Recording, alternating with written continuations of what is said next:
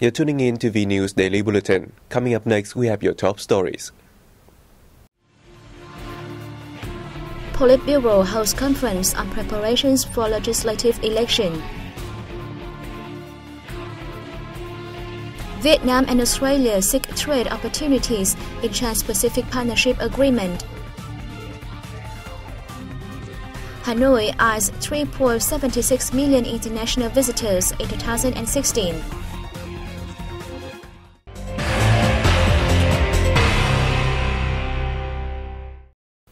The Political Bureau held a national conference in Hanoi on February 2nd on preparations for the election for the National Assembly and all-level People's Councils in the 2016 to 2021 period.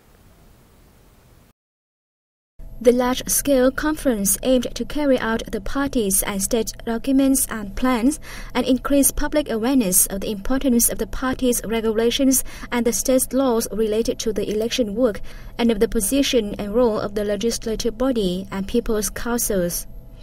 Party General Secretary Nguyễn Phú Trọng said that the election offers a chance for people from all walks of life to exercise their right to select outstanding competent individuals to represent them at the National Assembly and People's Councils at all levels.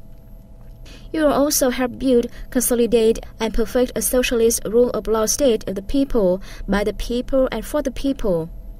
He asked party organizations, agencies, and other organizations involved to steer the implementation of the 12th National Party Congress resolution, the Socio-Economic Development Task for 2016, the 2016-2020 Socio-Economic Development Plan, as well as speed up preparation work to make the May election a success. Argentina's daily newspaper Resumen Latinoamericano ran an article praising the success of the 12th National Party Congress.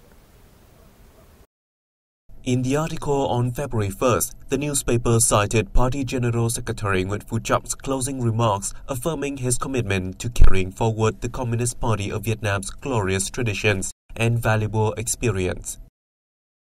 The article described Vietnam as a bright example of development in the region, saying that nothing can change the fact that the country's development has blossomed under the leadership of the Communist Party of Vietnam over the past decades. Apart from workers, peasants, and intellectuals, delegates also paid special attention to young officials when electing members of the party's Central Committee, the article wrote. Armed with patriotism, Vietnamese youths joined the party with a constructive spirit in service of national development, it said. Meanwhile, the German newspaper Unserer Zeit, Our Time, ran a recent article highlighted the leadership of the Communist Party of Vietnam in the nation's building and development. The article said, nearly 30 years ago, the party took course on đổi mới, the renewal of the country towards a socialist-oriented market economy. This process has resulted in significant achievements, making Vietnam one of the fastest-growing nations in Southeast Asia, and in the future among the leading industrial nations of Asia. With the leadership of the party, Vietnam will continue with the principles of retaining its independence and sovereignty and ensuring peace and stability in the region and the world, the article underscored. We have more news coming up next. Stay tuned. The world's longest three-rope cable car system was inaugurated in the northern mountainous province of Lào Cai on February 2nd to connect Mường Hoa Valley with Phan Xipang Mountain, the so-called roof of Indochina. At the ceremony, Deputy Prime Minister Hoàng Trung Hải said the cable car system will help energize socio-economic development for Lào Cai as well as the entire northwestern region of Vietnam. It will turn Sapa into a stronger magnet for both domestic and foreign visitors. Also at the ceremony, representatives from Guinness World Records presented a certificate recognizing the system as the world's longest three-rope cable car, measuring 6,292.5 meters. The facility was also named as the three-rope cable car system with the world's biggest high gap between its departure and arrival stations, 1,410 meters. The system shortens the travel time to the peak of the 3,143-meter Phan Xipang to 15 minutes instead of 2 days of climbing.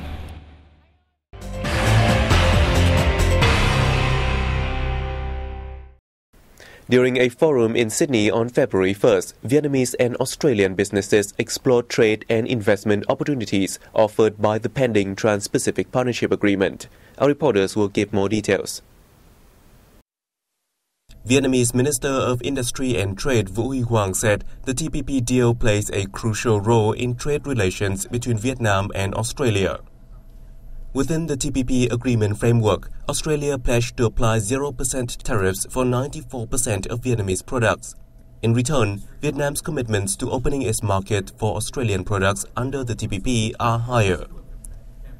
Once the TPP is signed and comes into effect, investment opportunities in the respective countries will increase, especially in fields of their forte. The minister said Vietnam hopes to receive more support from the Australian government and businesses in the fields of thermal coal and liquid natural gas. He asked Australian agencies to facilitate the export of Vietnamese products, especially when it comes to agriculture and seafood. At the forum, businesses discussed a number of mutual concerns such as the domestic and foreign investment climate, along with investment experience and opportunities in their respective countries. The Vietnam Association of Seafood Exporters and Producers has forecast that shrimp exports will reach $3.3 billion in 2016, up 12% over last year's figure. The sector saw a surge in the first month of 2016, up 8% from the same period last year. Shrimp prices also saw a slight increase, up between 5 to 20% in the Mekong Delta region due to low supplies. Statistics from the General Department Customs showed that shrimp exports to the U.S. brought home $657 million in 2015, up 38.3% from 2014. Making the U.S. the largest import market of Vietnam. VASEP predicted that Vietnam's shrimp exports to the U.S. in 2016 will also rise thanks to positive results from the 9th Administrative Review for anti-dumping duties on Vietnamese frozen shrimps and the signing of the Trans-Pacific Partnership. In addition, the U.S. growing demand for Vietnamese shrimps, spurred by the rising dollar, will increase shipments. Key markets of Vietnamese shrimp exports included the U.S., Japan, the EU, China, the Republic of Korea, Canada, Australia, ASEAN, and Switzerland. Vietnam's rubber exports reached 106,000 tons in January, a year-on-year increase of 13%. The following report will provide more details. During the month, Vietnam raked in $120 million from exporting this product, down 10.5% over the same period last year. In 2015, the country shipped 1.14 million tons of rubber abroad, earning $1.53 billion, up 6.7% in volume, but down 13.9% in value. China, Malaysia, and India remained the biggest importers of Vietnam's rubber, accounting for 72.8% of the market share. Also in January, Vietnam imported 41,000 tons of rubber, worth $57 million. The country mainly bought rubber from the Republic of Korea, Japan, and Cambodia. However, markets that saw the largest increases in rubber exports to Vietnam in the month were Indonesia and Malaysia, with respective rises of 250% and 31.7%. Vietnam exported nearly 315,000 tons of rice in January, an increase of 46% compared with the same period last year. Rice was sold at $127 million in FOB value and $135 million in CIF value, up 39 and 42.5% respectively. The increase in rice exports last month was due to the fact that Vietnam's rice exporters had to complete deals signed between the government with its Philippine and Indonesian counterparts. In the first quarter of this year, rice exporters will have to deliver up to 1.2 million tons, causing rice prices to increase in the last few months. The Vietnam Food Association said that the rising price of domestic rice will make rice exporters stop signing new commercial contracts. The situation may improve after the winter-spring harvest. The Mekong Delta has farmed about 1.52 million out of 1.56 million plant hectares in the winter-spring crop. Localities have harvested about 120,000 hectares with an average productivity of 6.3 to 6.4 tons per hectare. Last year, Vietnam exported 6.5 million tons for $2.68 billion, a decrease of 3.94% in value. Asian countries were the main buyers, accounting for 74.5% of exports, followed by Africa and the US.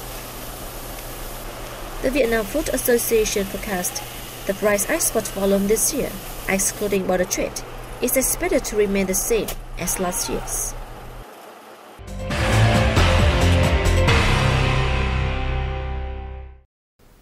The government has given the green light to a plan designed to repair and upgrade the Home Temple historical relic site in the northern Midland province of Phu Tho. More details in the following report. The project aims to restore architectures within the complex such as Museum of Home Kings, Công Quan Hill, and Festival Center to serve annual festivals and improve tourism services. The government assigned the Provincial People's Committee in collaboration with the Ministry of Culture, Sports and Tourism, Ministry of Finance, and Ministry of Planning and Investment, and relevant agencies to carry out the project from now to 2020. The stakeholders were requested to ensure the implementation of the project on schedule, in accordance with current regulations and laws. The temple was first built in the 10th century. It is dedicated to Home Kings, the legendary founders of Van Lang, the first state in Vietnam's history.